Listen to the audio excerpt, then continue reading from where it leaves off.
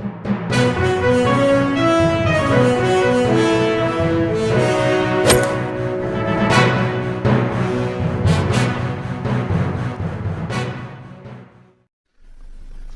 باللہ من الشیطان الرجیم، بسم اللہ الرحمن الرحیم۔ ایک ایسا واقعہ کہ جو ہم سب کے لیے جس کا سننا اور جس پہ عمل کرنا بہت ضروری ہے، لیکن عمل اسی وقت ہوگا جب آپ اسے سنیں گے۔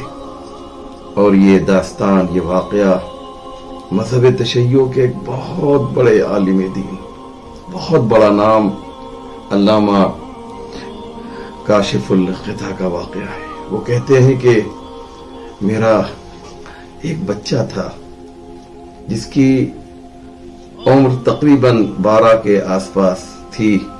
انہوں نے خود اس واقعے کو لکھا ہے، یعنی جب وہ بلوغ کے قریب پہنچنے لگا، کچھ بڑا ہونے لگا، تو نماز پنجگانہ کا تو عادی تھا ہی۔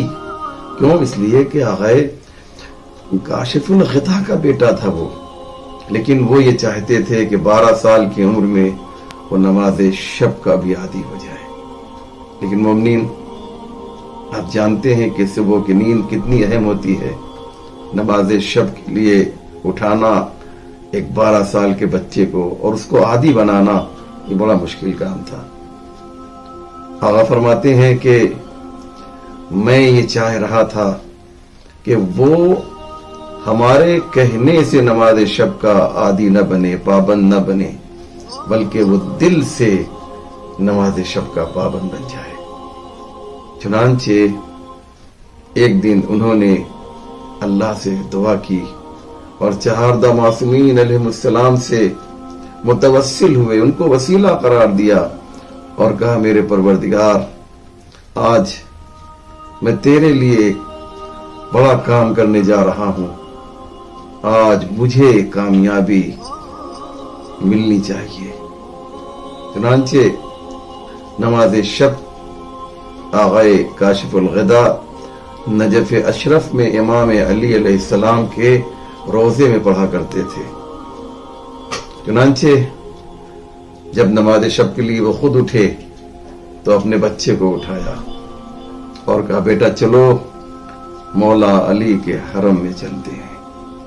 مولا کے حرم میں جاتا ہے، لے کے جاتے ہیں اپنے بچے کو، تو کیا دیکھتے ہیں کہ بالکل ابھی کچھ دیر کے بعد نماز صبح کا وقت ہو جائے گا، لیکن حرم کے دروازے کے باہر آقا نے دیکھا کچھ فقیر ہیں جو بھیک مانگ رہے ہیں، اور یہاں سے گھر سے لے کر امام علیہ السلام کے روضے تک صرف ان کے لب پر یہی ہے کہ پروردگار آج مجھے کامیاب کر دے کہ میرا بیٹا میری وجہ سے نماز شب نہ پڑھے، بلکہ تیری وجہ سے تیرے لیے نماز شب پڑھے۔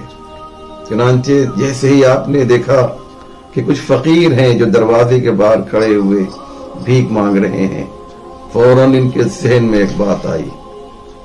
سنیں عزیزو، سنیں، بہت توجہ کیجیے گا، کیا خوبصورت داستان ہے یہ۔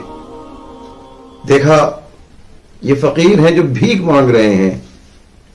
آقا نے کہا اپنے بیٹے کو مخاطب کر کے، میرے لال یہ بتاؤ کہ یہ بچے جو بھیک مانگ رہے ہیں انہیں کتنا پیسہ مل جائے گا، کتنا درہم مل جائے گا؟ مثلاً بچے نے کہا اتنا درہم ہو سکتا ہے کہ انہیں مل جائے۔ کہا میرے لال اتنا بتاؤ کہ کیا انہیں یقین ہے کہ اتنا مل جائے گا؟ کہا نہیں، انہیں یقین تو نہیں ہے۔ بس آغائے کاشف الغطا نے فرمایا، میرے لال تصور کرو کہ اگر یہ مشکوک دنیا کے لیے اپنی نیند کو چھوڑ سکتے ہیں تو تم یقینی آخرت کے لیے اپنی نیند کو کیوں نہیں ترک کر سکتے؟ السلام علیکم ورحمۃ اللہ وبرکاتہ۔